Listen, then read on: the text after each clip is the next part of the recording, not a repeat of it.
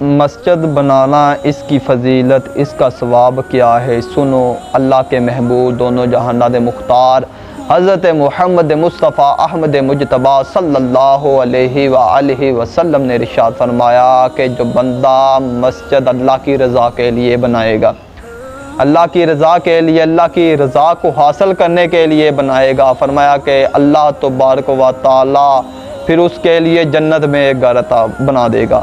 فرمایا اگلی روایت کے اندر فرمایا کہ جو بندہ اپنی حلال کمائی سے خواہ وہ مسجد چھوٹی ہو یا بڑی ہو، فرمایا کہ جو اللہ کی رضا حاصل کرنے کے لیے مسجد بنائے گا، اللہ تبارک و تعالیٰ اس کے لیے جنت میں ایک گھر بنا دے گا۔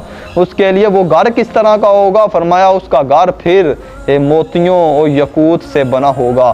فرمایا کہ اگر ہم چاہتے ہمارا گھر جنت کے اندر ہو، فرمایا پھر مسجد یعنی کہ مساجد کے اندر ہمیں بھی حصہ ڈالنا چاہیے۔ اگر ہم توفیق نہیں رکھتے پوری مسجد بنانے کی، کم سے کم ہم حصہ تو ڈال سکتے ہیں نا۔ فرمایا کہ جو بندہ مسجد اللہ کی رضا کے لیے بنائے گا، اللہ تبارک و تعالیٰ اس کے لیے ایک گھر جنت میں بنا دے گا۔